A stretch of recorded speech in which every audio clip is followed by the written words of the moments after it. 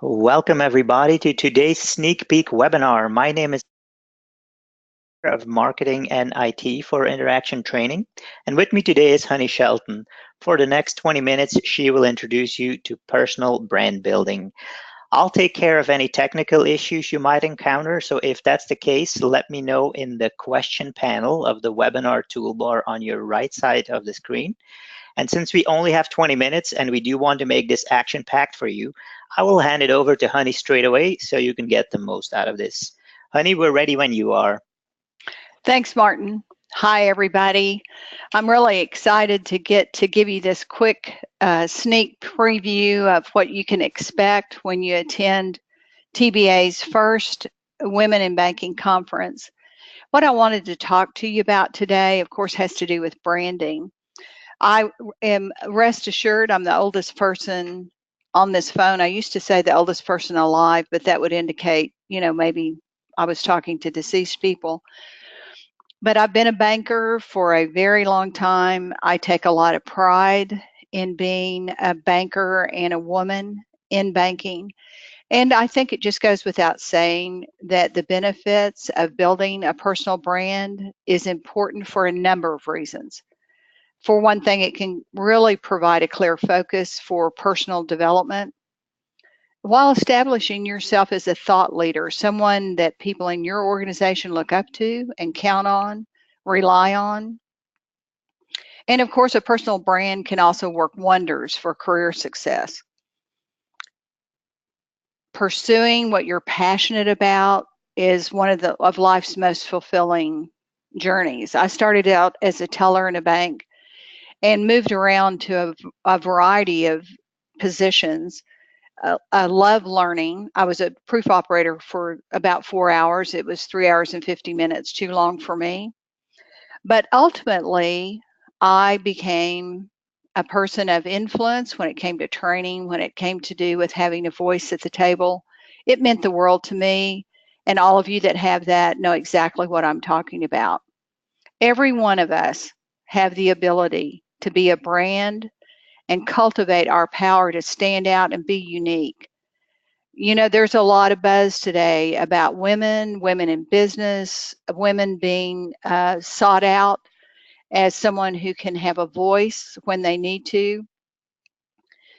Thinking about a personal brand is about uniqueness, and it draws people to you and it assures you of getting your message out. Your personal brand needs to be all about who you are and what you have to offer.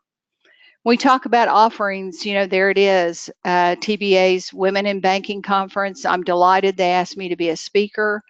I was excited when the education department suggested I just visit with you for a minute about a topic that would matter to you, as well as plug the program and what's included and what I'll be talking about and what other exceptional speakers are going to be talking about as well. So I'm counting on seeing you there. We talk about personal brand. We have to focus on both the personal and professional development side.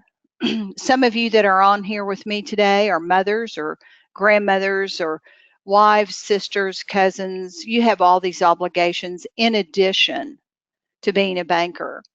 And they compete for each other, don't they? It's challenging. It's one of the things that when you sit down to build your own brand and your strategic plan about who you are and what you want to get done, there can be real challenges for getting that balancing in place. And that's even one of the topics that you'll learn more about for the speaker who closes the session in San Antonio. Here's another thing that I don't want to overlook when you talk about building your brand, and that is dealing with sticky stuff. And I'm going to say with either gender, males or females. In the banking world, you can have a situation where you have lots of responsibility. You may own something like marketing or a branch. You may wonder, do I have enough authority to get that done? Well, focus on what you can do and become a master at managing yourself when things get sticky. I had to learn a lot of that the hard way as a woman, especially the last bank that I was on staff with. I was their first female executive.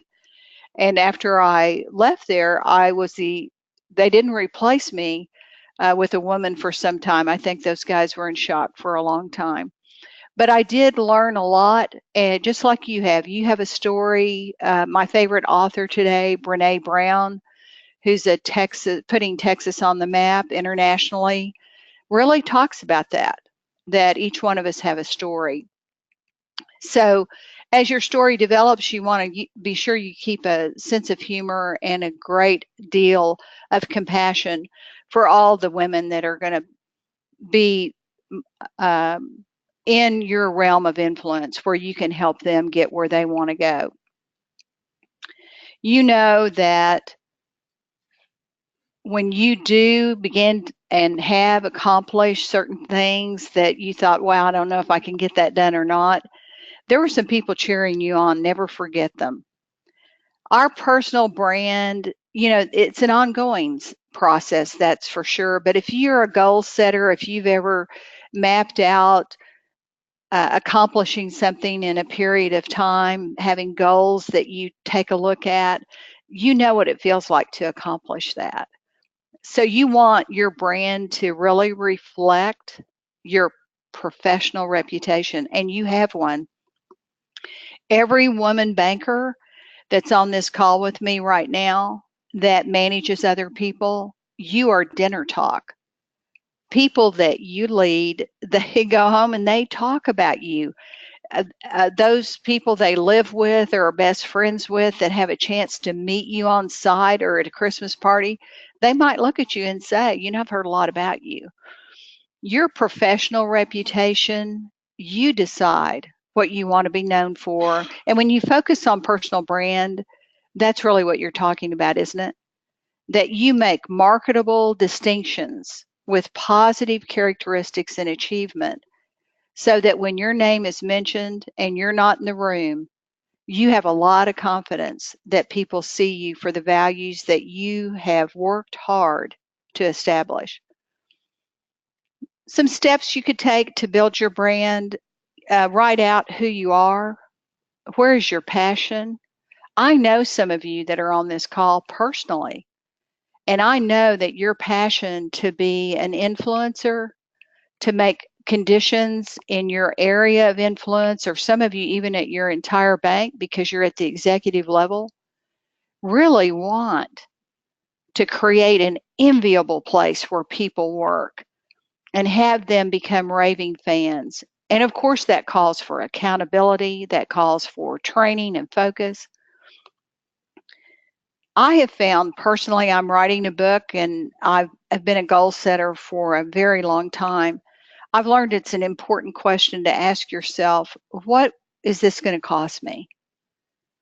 Because sometimes there's just periods of time in our life where we're going to have to pull back and focus on an area that isn't going to help support where you're trying to get to go. So I coach a lot of people. I ask them often, what are you not willing to change and what does that cost you? And if you were willing to change that, what would it cost you? On slide number 6, that last bullet point, I think this is what it's all about when we talk about branding, personal branding. Ask yourself this: if I built my brand and I pursued my ambition, my passion, my goal, how would other people benefit? I think the universe, not to get too woo woo about this, but I think the universe gets right behind people whose intentions are to make the world a better place. So not only will your momentum be on your side if other people are going to benefit, there will be so many people eager to help. If you haven't done it lately, pick up a pen, write down who all has helped me, who's really helped me. In my career, the list is long. And some of the people on the list were not popular for me. And today, I'm sure that I'm on some people's list that they might say the same. because some people along the way have shot me very straight and said, let me tell you, you're overbearing about this. That's not going to work. You've got to get cooperation. So, without too much confession here and too much personal revelation, since this is being recorded, I just want to remind you that taking the time to decide about what's my brand. When I say a Starbucks to you, every single person on this call can see their logo and has an expectation if they enter one of those shops. I say Amazon, same thing. And for those of you that are as fortunate as I am to have read a book by Brene Brown or some of the other women that are just such tremendous thought leaders, you have an expectation every time you pick up one of her books. So, with that being said, I take a look at what I think matters to me. And, when I look at my brand, what I really want to be is an encourager. I think that a lot of us are held back by fear. I certainly was. Things that I thought I could fail at, I was very hesitant to even try. Encourage her. See if you can be one. My book, when it comes out, will be about coaching yourself and others. And I remind myself often that things are not as risky as I think they are sometimes. Putting a voice to something or staying silent, either way, sometimes that takes courage on my part. A learner. I don't think there's really anything I get more pleasure from. I love to learn. I love to help other people get information that is useful to them. What are the words that you'd use for yourself or that you want to include? And of course, I want to back up a minute when I say I'm a learner. Listen, there are things I've had to learn over and over and over again before I really got the lesson. So I don't want you to think I'm a quick learner, but I'm a devoted learner. And I want to be genuine. I'm going to run the risk today to be who I am. And I'm going to, most days, be the best I can be. So as you think about your brand, what would you want to be said about you? How would you want to earn a reputation? And mine is certainly a work in progress. And it is vulnerable when you're a speaker to let the world see and know what it is you work to be known for, to be authentic, genuinely, as scary sometimes as it is for me, I want to be authentic. And I am, I speak for a living. Isn't that a dream come true for an outgoing person? But I've learned and continue to learn that sometimes the best way I can help someone else is to just be a really good listener versus giving, or as I tell my husband sometimes, I realize I've enrolled you in a class you didn't sign up for. So I think it's a fabulous thing when women can come together like we're going to in San Antonio and learn from each other, network from each other, share our experience, talk about what our hopes are, talk about how that could happen. So many of these speakers that are on the agenda are just exceptional women that you'll be glad that you know. And a sense of humor. I think that has been my saving grace and something I forget to give thanks for. But laughter has certainly made life a little less serious for me than it needs to be. And the sisterhood that I am in with many other women, the laughter, some of them I can be with for 5 minutes. And you know this feeling, don't you, where you laugh until you cry. occasionally, even as a speaker, I've lost my composure because I said something funny and someone in the audience either responded or uh, the audience laughed and I laughed at them and I couldn't get my composure back. But these are really personal for me. And when we talk about a brand, your personal brand, is there anything? Is there anything that's more important to you? And of course, my specialty. And today, my specialty is behavior coaching and accountability. I coached about 22 people now a month on the phone in 50-minute spots. Many of them are bankers. Some of them are representing vendors that do business with bankers. But I often remind them that I teach what I need to learn. I don't know if there's a greater gift that could come my way.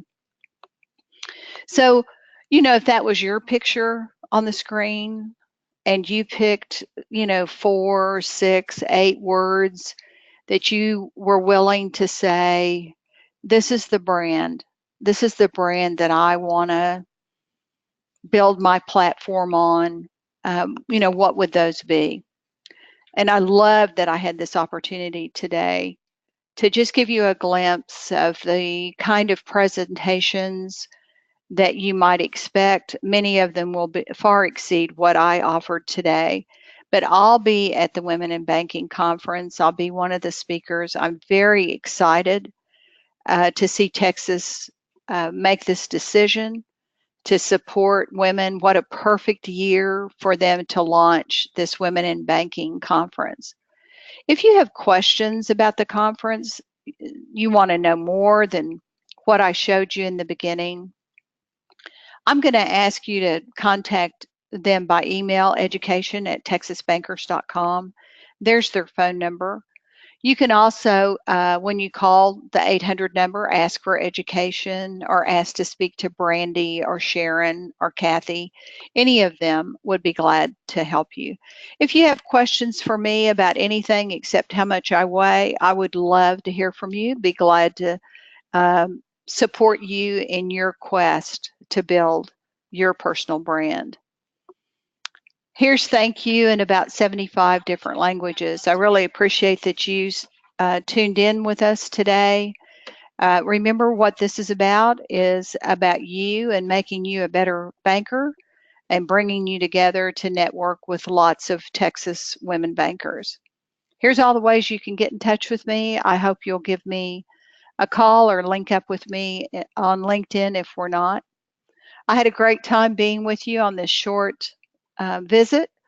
We did record this webinar and we'd be happy to send you the link, or maybe that's what Martin plans to do anyway. So you could share it with others if you wanted to. It's always a pleasure to connect with you, and I will look forward to the next time. Have a great day. And yes, everyone, you will get the link with the recording and also a quick 2-question survey at the end. So please, if we can keep your attention for 1 more minute to answer that.